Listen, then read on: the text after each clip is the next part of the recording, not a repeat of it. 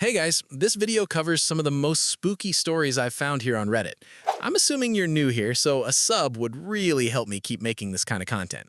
Yeah, so sit back, relax, and without further ado, here's the first one.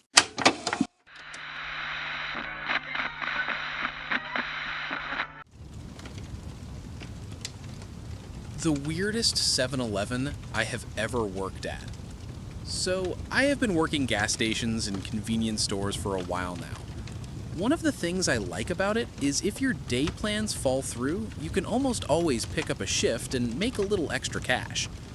One Friday night, I had a big date set up with this girl, Abigail, that I had been seeing for a while. But the morning of, she texts me that she's not feeling well and wants to do next Friday instead. A bummer, to be sure, but not super unexpected. Abby has an autoimmune condition, and the medication she takes makes it difficult for her to go out without getting sick. No problem though, I can just cancel the date, pick up a 7-Eleven SOS, and make some easy money on a graveyard shift. The thing with graveyard is that it's not harder, it's just weirder. Arguably more dangerous, but out here we don't get a lot of violent types, mostly just druggies and shoplifters at worst, and so few customers compared to the shift day. I found a listing for a request on the north side of town. I had never worked at that 7-Eleven before, but I had been inside a few times as a customer. And honestly, if you work one graveyard, you work them all. I thought. When I went in, the manager took me into the office. "So, Anon, you are the one picking up the graveyard tonight, right?" "That's me." "How much do you know about graveyard?" "It's not my main shift, but I have done it plenty of times." A look of relief washed over her. This was fairly common. A lot of people pick up these SOS requests coming off of day shifts and are never prepared for how tiring being up all night really is. "So, there are a few things at this store you need to make sure to do." She started listing off a few extra chores, checking the temperature of the coolers, cleaning one of their special displays. Every store has a few different tasks depending on the manager. But then it started to get, well, honestly, strange. If a really dirty guy comes in asking for a pack of spuds, tell him we are out, but that Lucky Strike just came out with a menthol for the same price.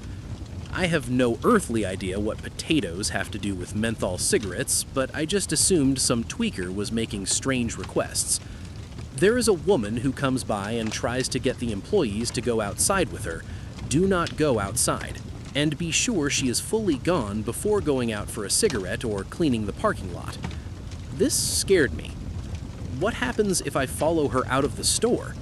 The manager opened her mouth, then hesitated. After a second of consideration, she reluctantly admitted, "I honestly don't know, but a lot of our night shift people stop showing up, and none of my employees who are still here have ever followed her out. For all I know, she kills them." She suddenly course corrects with, "But she could just be recruiting them for a different job off camera or something. I don't really know, but I'm a little superstitious." Okay, so clean, menthol Lucky Strikes, and don't follow strange women outside. There's a customer that comes in from time to time. He will ask if his son is working tonight. Tell him that Oliver has been moved to the day shift. This instruction was not as strange on the surface.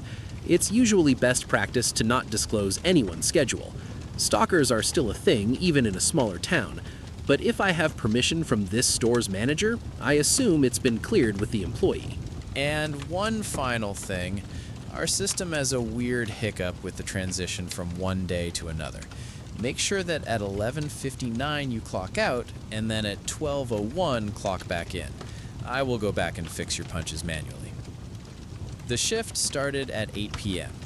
The store was pretty busy at that time on a Friday night. I was rushing through customers, picking up beer last minute, when I first noticed something peculiar. Across the street was a tall individual wearing a puffy black coat. The hood was drawn, and they were wearing a face mask, so I couldn't make out any details. At first, I thought they were waiting for the bus, but the stop was several feet from where he stood, and no matter how many buses passed, they just stood there, looking directly at the store as he puffed on a cigarette. By 10, it had settled a little. I helped the last customer in the store before going out to have a smoke. The person across the street was still there, in the exact spot I had seen them in all night, still locking cold blue eyes on the store. I saw a customer walk around the corner onto the store, so I put my cigarette out and went to go help him. He was a very dirty individual. Sweat and grime had turned into a mud caked into the crevices of his skin. His tank top and overalls looked like they had been patched and repatched several times. He kind of reminded me of an old-timey prospector. "Pack of spuds," he coughed out. Now, we are firmly past COVID at this point, but I'm not super excited that this guy is coughing like a foot away from my face. Suddenly, I noticed his steely, cold blue eyes. "Would you like a mask, sir?" He shot me a puzzled look. "Excuse me?" I pulled out a paper face mask. "So you don't get anyone sick." He ignores the mask altogether and says, "Just the spuds, thanks." That's when I remember. Oh shoot, we are actually out of spuds. I turn around and grab a pack of menthol Luckies off the shelf. These are new though, and the same price. The man's eyes widen. Cheap Luckies, and they come in menthol now? I'll take it. He sets 2 dimes on the counter confidently and takes his smokes and leaves before I can even scan the item or tell him that it's not enough money. When I went to put the dimes away, I noticed a lot of things wrong with them. For one, the face on the front looked like the Statue of Liberty or something, and the back had this weird-looking axe on it. So not only did the guy steal the smokes, he tried to pass off 2 obviously fake dimes as payment. Fucking tweakers. There weren't a lot of customers over the next hour. One, who I imagined was a regular, came in around 11 and immediately broke into laughter. Ah shit, they got some poor new fool working the graveyard. The jacket and face mask looked familiar, but before I could ask if he was the one staring at the store all night, I noticed his dark brown eyes, and still across the street was my specter. Still smoking, still lurking. "I'm just a floater for tonight. Figured I could pick up some hours." "Oh, cool. Well, at least I know why I won't see you again." He grabbed a 12-pack of Modelo's, paid for it, then asked, "Hey man, you got a lighter I can borrow? I'll give you a cigarette." We went out and had a smoke. I asked him about the comment he made about not seeing me again. "This place is weird, dude. I don't even know." He took a big drag and continued. "But every time I come in here, there's either someone new or someone looking at old photos on their phone." "Old photos?" He took another drag. "Yeah, like of the store or old people. I guess this property has been a convenience store in one way or another for a long-ass time, at least since the mines were open." A flick of his cigarette. "One of the last dudes here told me about the old Texaco building burning down. An employee was apparently napping in the back during his graveyard shift and burned to death." A chill ran down my spine. "He said it was like Hunter something or something Hunter." "Oliver?" His face lit up, like 2 innocent thoughts lining up. "Yeah, that's what he said, Oliver Hunter." "What about the girl?" "No clue on that one," he said. The fact that he understood what I meant from such a vague statement was a bit off-putting. He grabbed another cigarette and beckoned for the lighter before asking, "You see her yet?" "No." "You might not see her." He lit up his smoke, puts the lighter in the pack, and stows it in his pocket. "The guy who wants old cigarettes always shows up, apparently. But her, not so much." "What does she look like?" My manager said not to follow her outside, but was really vague. "Whatever she wants, I think, or there's more than one of her. But like, just about any time a woman asks to go smoke with her or help her carry a bag to her car, graveyard folks try to let her down easy." "What about that guy there?" He looked out across the street, shrugged, and went, "No clue, but I like his style." He smiled and tugged at his matching coat. "Probably just on fentanyl. That shit fucks you up. You know, I had this cousin." I wanted to stay and listen, maybe ask more questions, but a big group of customers was coming up. These were a bar crowd. They start trickling in around 11 as they leave the bars but want more beer to party with at home. I put the rest of my cigarette out and run back in to get behind the counter before they can finish shopping. It was mostly buzz balls and beat boxes, several of those little fireball bottles, but then at the end of the line was a man dressed like some kind of noir privet eye. He had a think wool jacket and a fedora. He set a 6-pack of Budweiser on the counter and paid in cash. After I bagged the bottles, he looked up from his wallet and asked, "By the way, do you know if my son is working tonight?" His eyes were blue, the same blue as the figure across the street and the man who took the Lucky Strikes earlier. "Oliver? I think he's being moved to one of the day shifts." The man grabbed his bag and, with a polite thank you, left the store. I went back out to keep talking to the remarkably well-informed customer, only to see that he had moved on, with an additional cigarette butt in the ashtray. I patted around and realized that the dude had my lighter. Before I went back in, I noticed a small glow across the street. The looming presence was where it had been, smoking a cigarette, watching. "Hey! Hey!" I shouted. "Could I use your lighter?" It didn't react. "I'll bum you a cigarette if you let me use it." This elicited the first reaction I had ever seen from the person.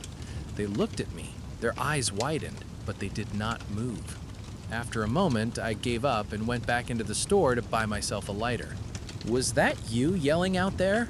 The voice was unmistakable. That was Abby. I turned around and sure enough, it was her.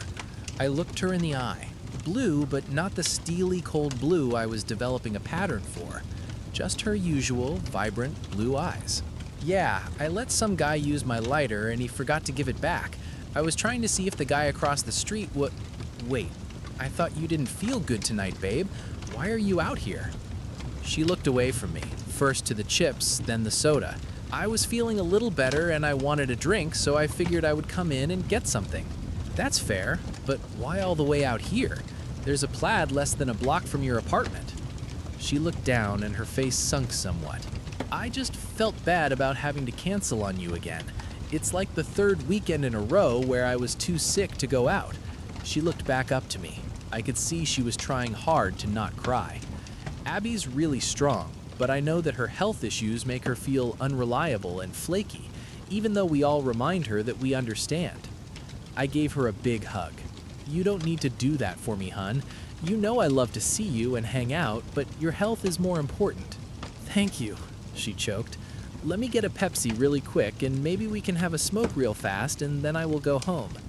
"Of course." I sold her the Pepsi, I let her use the employee discount when she comes to visit, and followed her to the door before glancing at the clock. 11:59. "Hold up, I just need to clock out and in real quick." "It's fine, Anon, just come out for a smoke." "But it will mess up my hours. This will be super quick." "No." When she said that, I was taken aback. She normally isn't this demanding, especially after waiting 2 minutes. "Babe, this will literally take just a minute, I promise. I'll be right out." "You never want to be around me." You turned round and continued. "You like that I'm always sick, don't you? My neediness makes you feel important, but you don't have the decency to be there for me when I want you to be. You always make me spend what little healthy time I have waiting for you to not be repulsed by my snot and my sores and coughing." When she turned back around, I saw them. Her eyes were now that cold, steely blue. I ran to the office. Her insults and pleads continued, growing louder. I clock out. Louder. I wait a minute. Louder. I clock back in. Silence. When I went back out to the floor, she was gone. The man across the street was gone. The dimes, gone. The cash from earlier, gone. The rest of the night was a regular night working at 7-Eleven.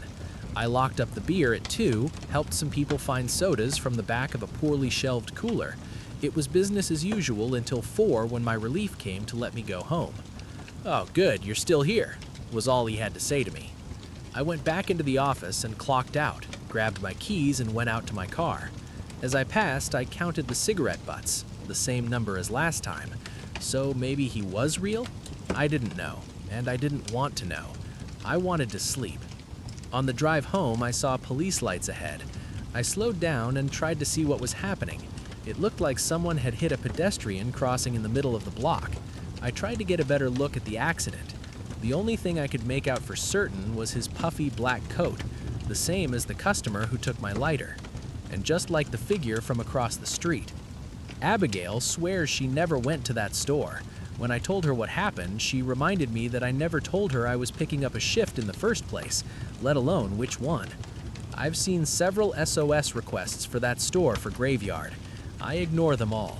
I wonder what the manager will have to tell the next person. If the guy across the street asks for a lighter, don't give it to him. He won't give it back, is probably what they would say. My drug dealer gave me one rule: never look in the mirror. I broke it. There is something I insist upon in this life, a totem on which I stand. Time can take the sting out of any pain, any trauma. It is nature's antidote. Such a shame that it takes so long to kick in.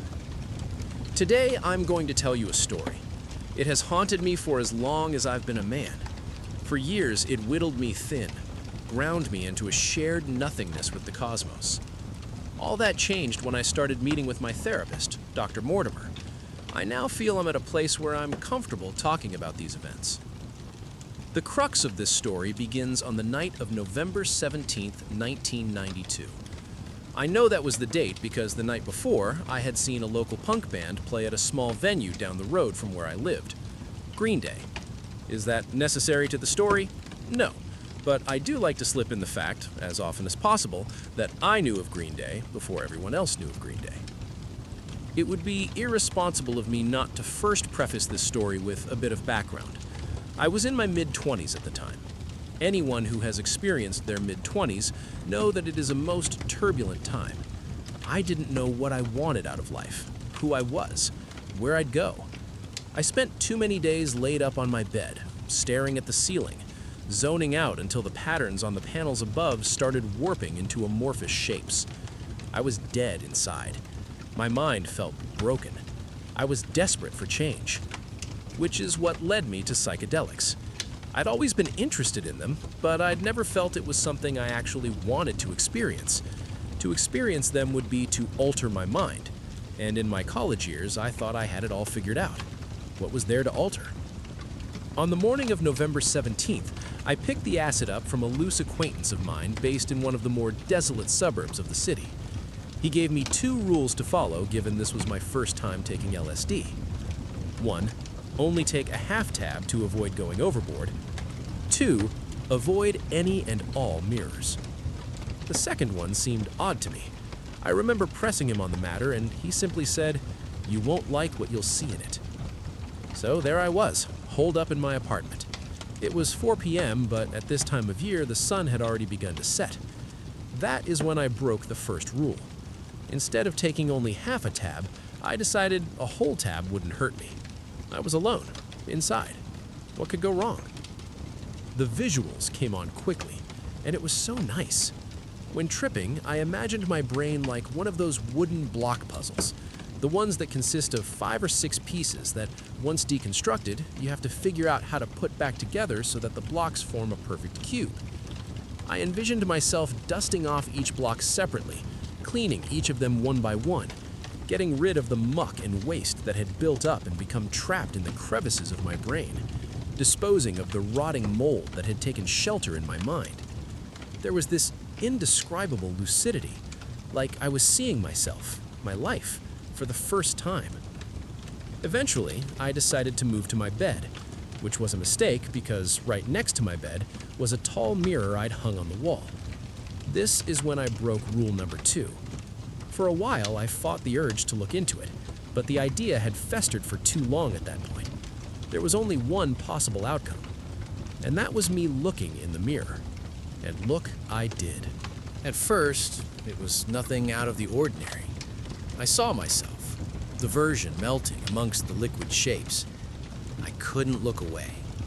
It was then that things started to change. The eyes started to darken. It was some alternate version of me, The version that held all my insecurities, my doubts, my loathing. I stared at this version for a bit.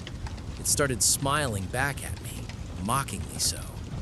In the moment, it felt almost beautiful. A power had come over me. I was facing my demons, looking them in the eye, standing up to them. And just as quickly as it had begun, I raised my hand and flicked, banishing the darkness, damning it to hell. Be gone. I remember falling back on my bed, free from the burdens. There was a weight that had been lifted from my shoulders. I felt alive for the first time in years. The following days were ethereal. I had rediscovered the intricate beauties of life. I was no longer stressed about my greater purpose. I was so present. November 20th was the first day I saw him. I didn't even realize it at the time, but looking back, there is no mistaking it. The workday had just ended. I was downtown, headed for the subway station that would take me back to my apartment. I looked across the street and saw a man that I swear looked just like me, watching me. I shrugged it off, explaining it away with the delirium of the workday, and carried on. But in time, it became unavoidable. I'd see him everywhere I went, and even when I didn't see him, I knew he was there. I felt him, and he kept getting closer, closer, oh so close. I'd be on the jam-packed subway cart, look to the other end, and see him, watching me. Only it wasn't him, it was me. There was no mistaking it, and I was the only one who noticed. My work began to suffer. How could it not, when looking up from my computer screen meant seeing those eyes peeking back at me from over the top of the cubicle? The first time I saw him there, I screamed and fell out of my chair. The entire office stopped what they were doing and looked at me. My friend, Debbie, perched in the cubicle next to me, helped me up as I blabbered away about the man who was hiding behind my cubicle, watching me. Of course, there was never a man. I quit that job, and the one after that, and the one after that. I couldn't stay employed. Everyone in my life slowly started to dissipate. I'd lie in my bed at night, the room shrouded in darkness. He was always there, standing motionless in the darkest corners. Most of the time, it was dark enough where I could see only his glowing eyes. But on the nights where the moonlight was a bit more potent, I could see the outline of his body where the natural light fell, before the rest of him dissolved into the abyss. Then came the whispers, the voice so guttural, creaky, ancient. It told me to do things, horrible things. I'd look to the ceiling and see him there, perched up like a spider, watching me.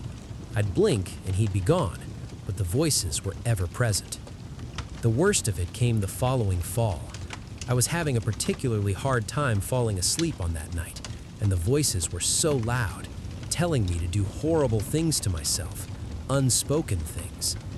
I raised my head from the pillow and looked to the foot of my bed. There he was, those eyes, the hands propped on either side of his head. I could only see his head from the nose up, his mouth hidden under my field of vision where the mattress blocked the rest. He shook his head before slowly retreating back under the bed. I checked myself into an inpatient facility that night. It was the best thing I could have done. It pushed me to the brink of financial collapse, but it was worth it. I continued seeing the man, but in time, things changed. He didn't feel so malevolent anymore. He backed off a bit, and in time, I learned to live with him.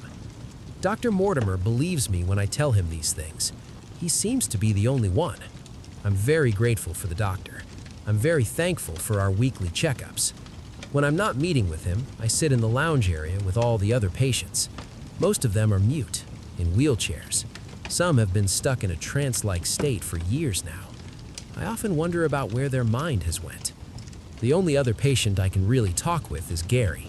He has a watcher, too. Gary says that his watcher doesn't like me. My watcher is still with me to this day. We've grown old together. In some ways, maybe that night, November 17th, was the best thing that ever happened to me. In fact, I can see him in the reflection of my laptop right now, standing behind me, watching. He tells me I don't need Dr. Mortimer anymore. Maybe he's right. I keep seeing the girl from the missing persons posters. It started a few weeks ago. The first poster caught my eye at the train station while on my way back from class. The white sheet of paper was held on by two dirty pieces of tape on the pole by the top and the bottom of the page.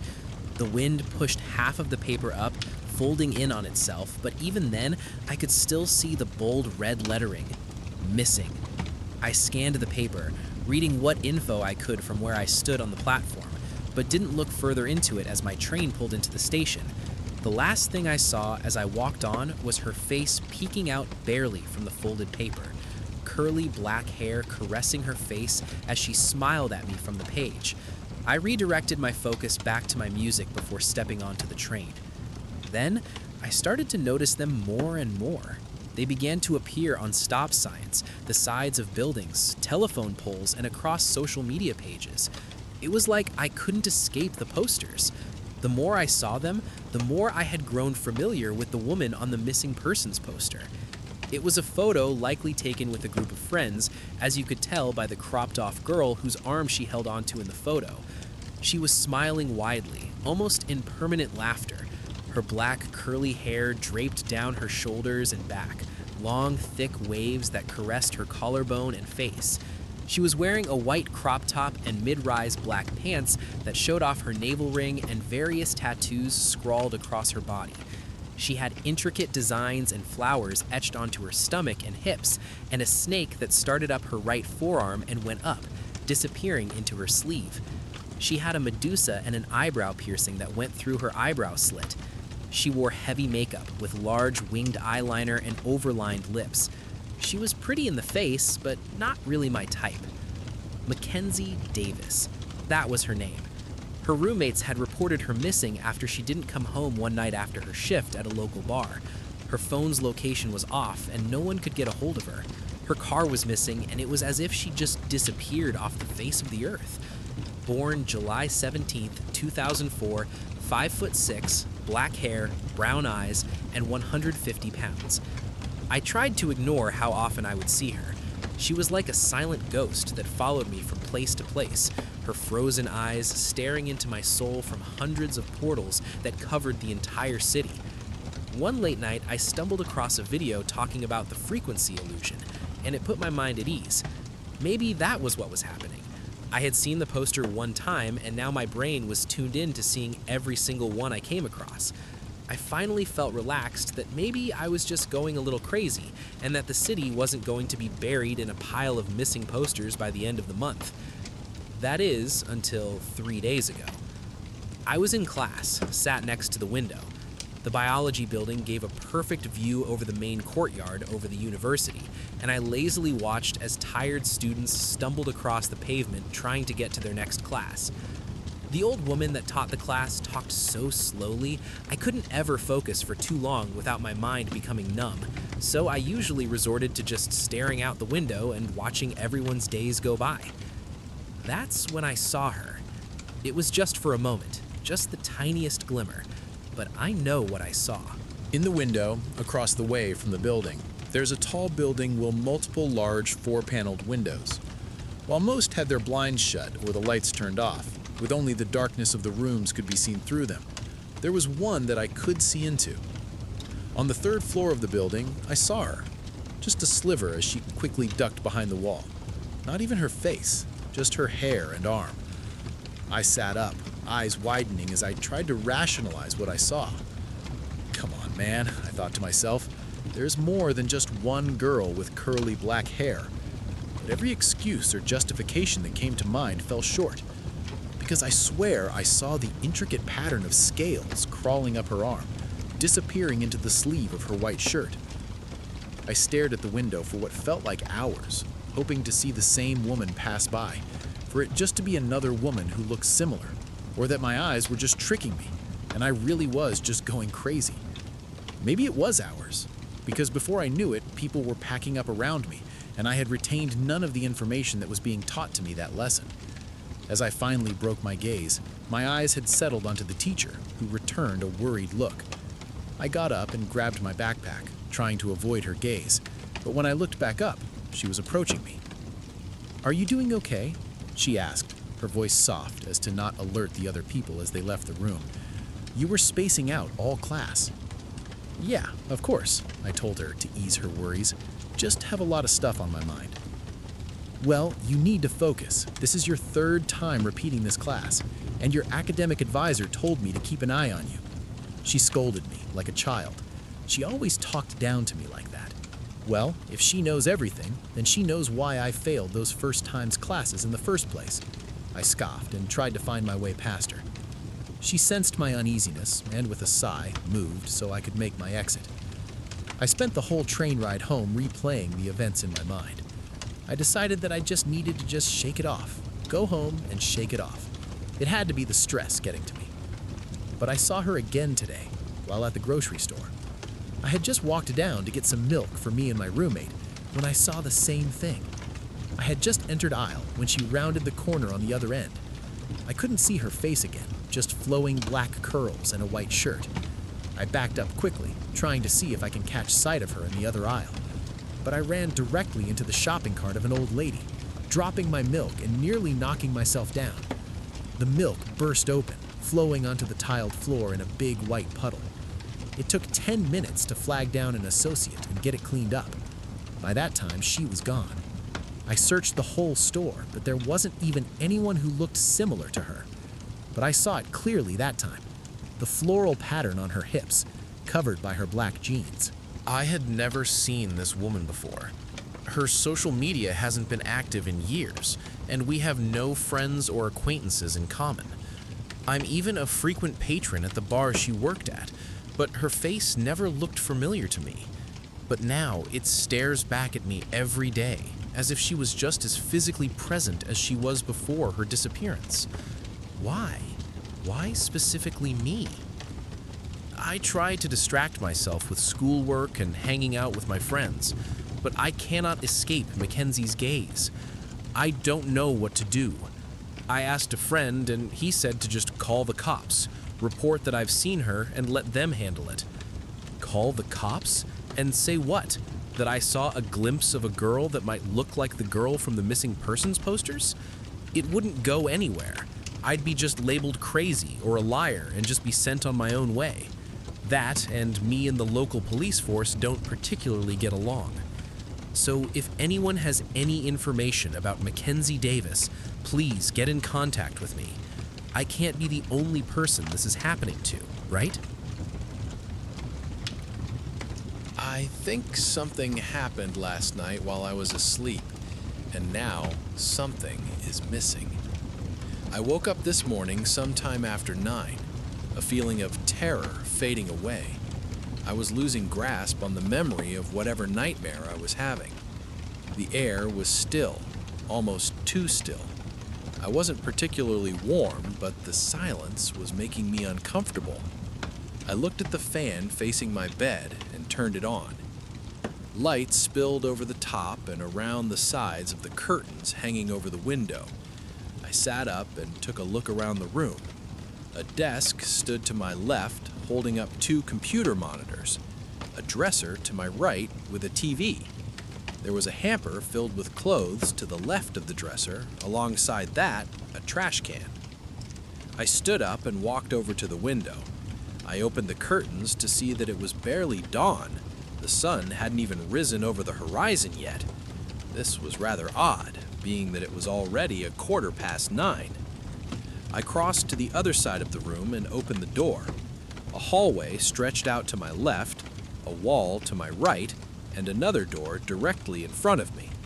I exited through the hallway into a large room to my left, adjacent to a kitchen to my right, with only a bar and stools separating the two.